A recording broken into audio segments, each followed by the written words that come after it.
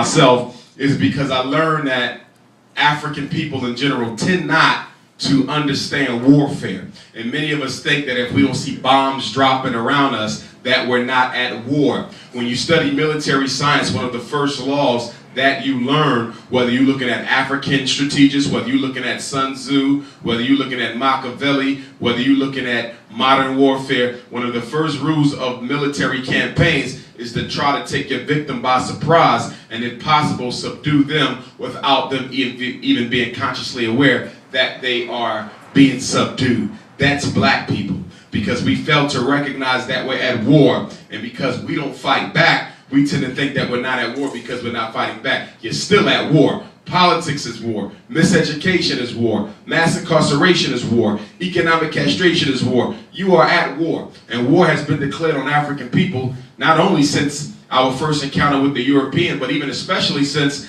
after the end of the thing that's allegedly known as emancipation.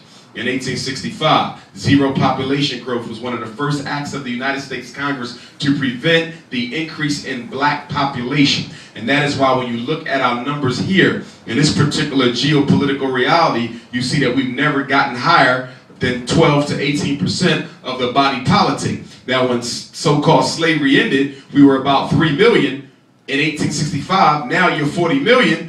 But your percentage has been held in check. And that's for some very deliberate reasons. We have to recognize that there's a lot of people who are doing a lot of things to take African people off the face of this earth. Let's start with this one. Planned Parenthood. This should be no surprise to any of you. There was a white woman by the name of Margaret Sanger who actually worked with, what's his name? Microsoft, Bill Gates' father. Margaret Sanger was a member of the American Eugenics Society, and she worked with Bill Gates' father, who was also a member of the American Eugenics Society. Now let's talk about eugenics. The word eugenics means good stock. It was coined by a white psychologist by the name of Francis Galton in the 1800s, who was a cousin to Charles Darwin. He was considered the father of the study of the individual differences in people. That's a nice way of saying racism.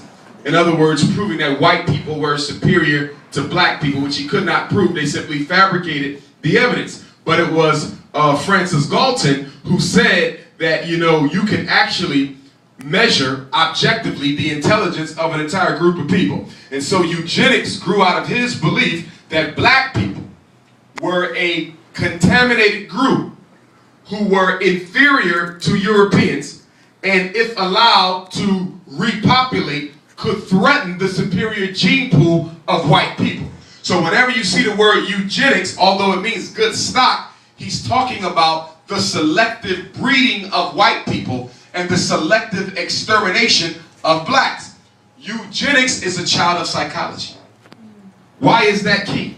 Because when we start talking about special education, and we start talking about ADHD, and we start talking about Ritalin, and we start talking about the homosexual war against black youth, all of these are children of psychology.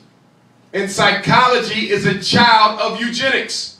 So you can't get any cure for black people out of white psychology, because white psychology was the backbone for most of what happens to you today. Are y'all following me? Yes. Very important that you grab that. So this woman created Planned Parenthood, which she said would be used to exterminate the Negro population. She specifically stated that the purpose of Planned Parenthood was to get rid of unwanted black babies. The original name for Planned Parenthood was the Negro Project. That was the original name before it was changed to Planned Parenthood.